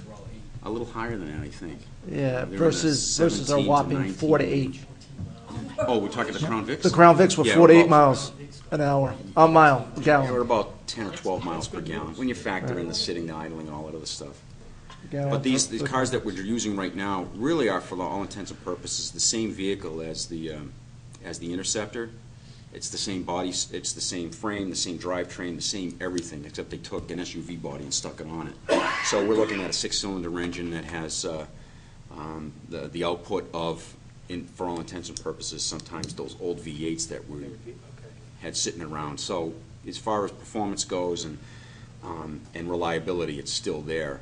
And we're seeing some cost savings with the fuel and seeing some significant cost savings in the maintenance. So much for OPEC cutting back on production. Yes. Thank you, Madam Chair. Chief and Captain, thank you, appreciate it. Dan? First a comment, then a kind of a question for clarification, but I noticed you came to us several months ago to get 2 more men on the force, and it seems like it's a challenge because we're still not there. We have a 40-man force for people in town to know. Of the 40, the breakdown is what I call the white shirts or the brass. There's management. There's eight people in white shirts or in management, and we have a 32-man force for combined force, so 40. But what I didn't notice if there had been in past budgets the way it was described. We have a community service officer, and then the 2 school resource officers. So I wonder if you could just tell me I know what the 2 resource school officers are also just regular cops, so to speak. But what is that community service? That one I didn't notice from the past budgets. Denise? Well, actually, our community service officer is our hardest working officer. He's a certified police officer. It's actually Rob Kelleher, and he's been on the department for close to 20 years now. Right. He handles during the school year the PACT program, Police and Children Together. It took the place of DARE, so he handles that program. He also handles all the Crime Watch programs, the Neighborhood Watch programs, and the Citizens Academy. Anything to do with community services, he handles. He is a tremendous. Along with his other duties. It's pretty much it's very time consuming for Okay. him. He does a tremendous job. He is constantly working with all our partners, the Crime Line. He's one of our Coffee with a Cop officers.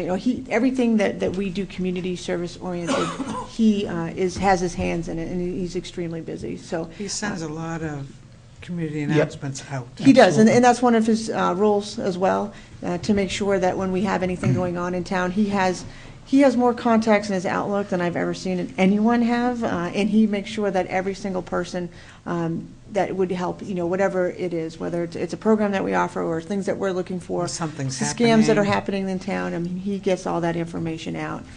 So he works very closely with, does our open house. He does all of those things that we have programs. He's the one that brought that Eversource scam, the people that were going door to door, couple months Correct, ago. yeah, we've Officer had a few of Kelleher, we've had a community services officer for forever. Yes, since I've been on the council. And he actually He'll listen took in a over minute. the. Go ahead.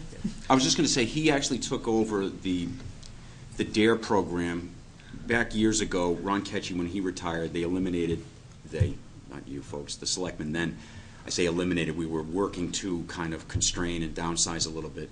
We moved our DARE officer out.